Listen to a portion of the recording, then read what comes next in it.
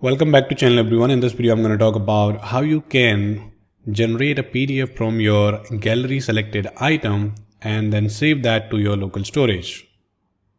If you can see, I've just clicked on generate PDF. Now it is generating a PDF for me and I will have an options to save this to my local drive. Once this is saved, I can open up this and this is the PDF generated for me. Let's just talk about how you can build this in real time. I'll go to my PowerApps and I have this gallery screen where I have a gallery. Inside this gallery, I'm using a tab list control for contextual menu. I have created a video on that in my last video. I'll provide link in description in case you want to check that out in detail. But let's just talk about on this tab list on select property. We have a switch case and based on what item selected, we are performing action on that. So we have generate PDF option, and when user click on this, I'm setting a variable where selected item ID, and that is storing this item.id, means the selected gallery item ID. And after that, I'm setting a variable where file, and in that I have this generate PDF flow which is running, and I'm passing the parameter, a single parameter, that is where selected item ID. At last, we are using a launch where I'm providing a download URL. It is static and dynamic both in nature. So we'll see that how we can create that. So let's just first build a flow and then we'll come back to this one. If I go to my Power Automate here, I have a generate PDF created already. So I'll create a flow from scratch just to showcase you. And create from blank. I will name this as export to PDF, and in the PowerApps V2 add input, name this as an ID. It's basically the ID that will be passing through PowerApps that we will receive here. And in the next step, I'll write a compose here and rename this to item ID and get this ID stored here. And then I'll use a SharePoint connector.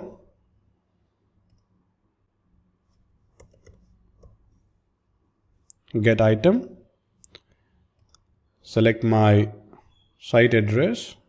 In my case, this is this, and list name, this recruitment tracker. And in the ID, I'll just pass the output of this item ID.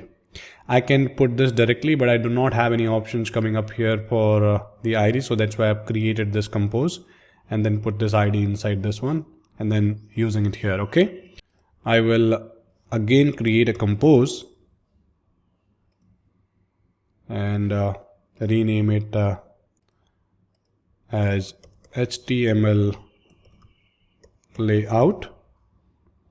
And in this HTML layout, I'll paste a HTML code that is basically our the CSS style in the top, and then we have this div based structure inside the body. You can generate this layout from any of the GenAI tool. It will give you easily, and then you can map it according to your need. So if you see in the new recruitment, we have this date div. Here we have to put some value dynamically.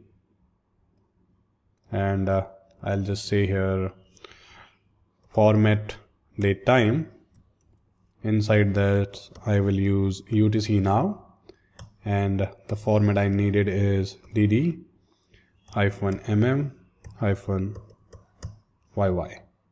Okay, we'll have the date, today's date. Click on this div again. We have this this time, and here I will just say title, get the position value, it is a choice field, and in the progress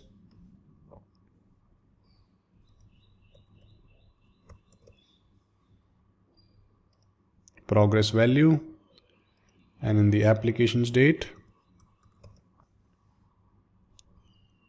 put the applications date.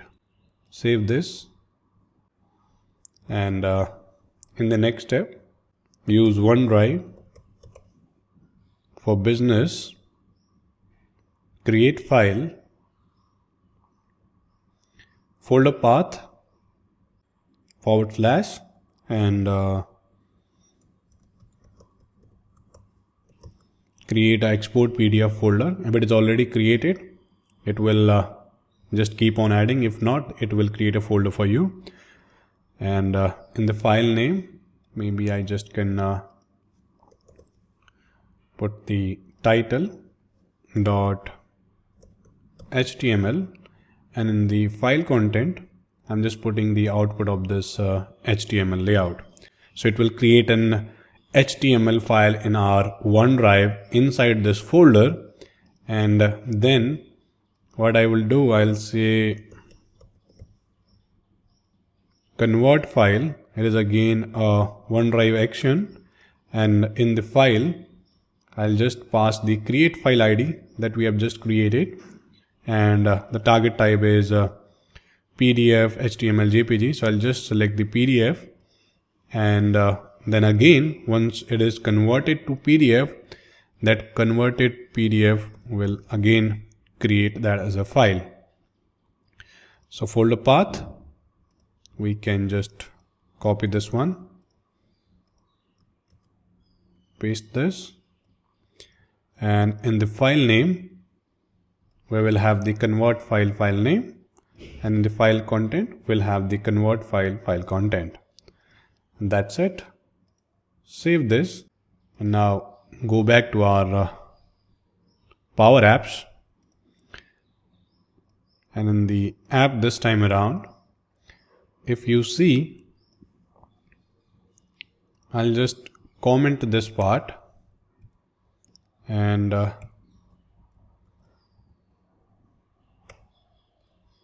paste this, and instead of generate PDF, I will say export to PDF .run, and rest everything will be same. Okay, so I was setting a variable export to PDF .run where selected item ID, and that's it. And for now, we'll comment this launch as well. Let me run this generate PDF.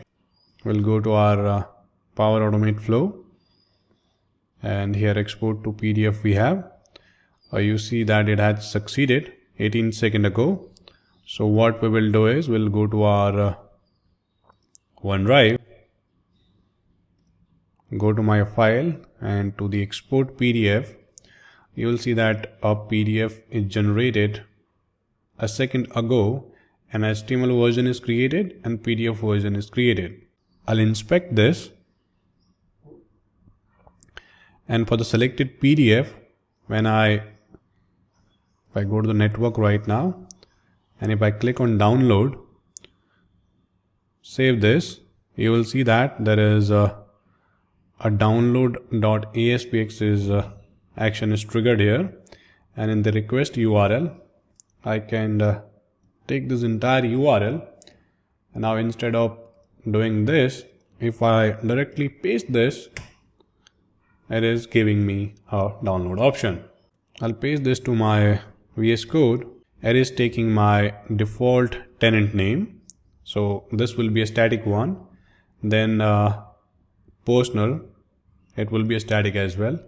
Here it is taking the logged in user email in this structure. As you can see, instead of dot, it is using the underscore. Okay, and then I have this layout 15 download.aspx. This could be a static as well. And then there is a unique ID, and it is generating a unique ID of that particular items from SharePoint. So what we have to do is we have to get this dynamically and this item ID dynamically. So for that, we go to our PowerApps again, and in Power Automate, export to PDF flow, call Office 365 user connector, and here get my profile v2, and it will get the logged in user profile. Then write a compose here and rename this to UPN, the user principal name. Basically, I have to write a replace, and what this replace will do, I'll get the user principal name, and in here I'm going to replace the @ with underscore. Okay, and then write a replace in front of this one as well.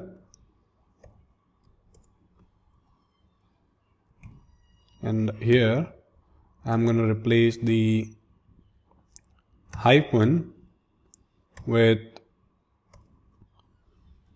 underscore. Close this, and I'm going to write one more replace,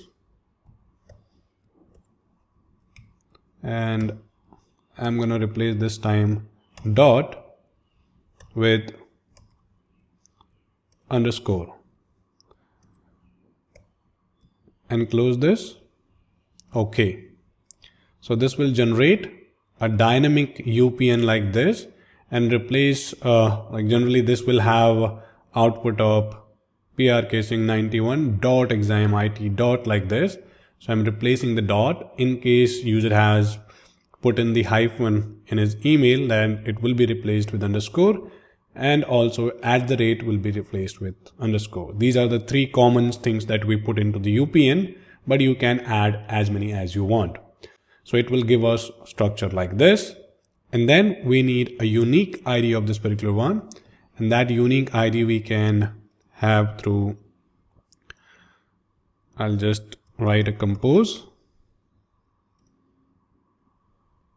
and in this compose, so for that we need to use this split and then replace all these special character, these curly brackets and this inverted comma.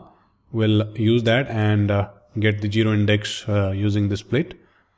I'll just copy this. I'll go to expression, paste this, and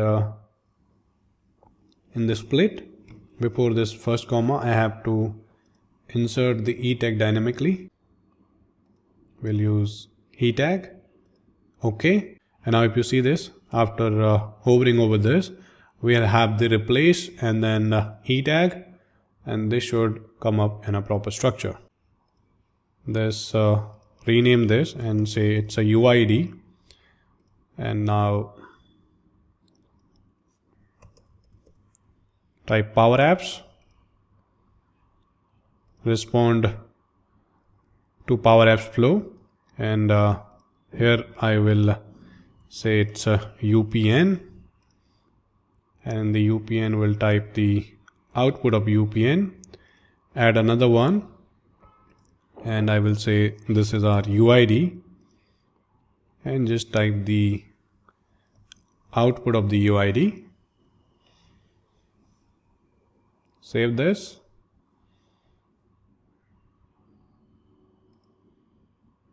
Go to our gallery screen again, tab list, and in the on select that we have created, scroll down, and now in the launch, what we can say is, I have put in my tenant URL. It's like exam-my.sharepoint.com personal, and then I've concatenated this with where file, which is our this string where file.upn. So we are using two things there, UPN and ID. You'll see that UID and UPN we have. So UPN is the first thing that we needed, and then we have inserted layout 15 download.aspx, and then unique ID, and in the unique ID we are passing the UID.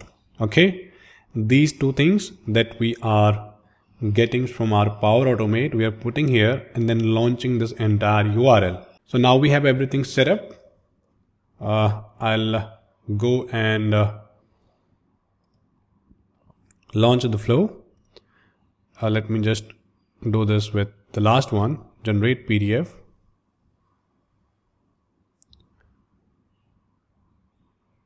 That is running. You'll see that we have the option to save, and if I open this up, all the data is different, and we can do another test with different user. Open this up, you can check the detail is different. Alright, and in case you are having some issues, make sure that sometimes the pop-ups are blocked at your browser level, so you can enable them in case you are having the issue. Rest, I think everything will work fine for you. You can extend this at the limit that you want to do it, but I think that's bare minimum you can have from your gallery, a direct downloads for your PDF. I hope you like this video. If you do like, don't forget to subscribe, Learn and Tech. Thank you so much for watching.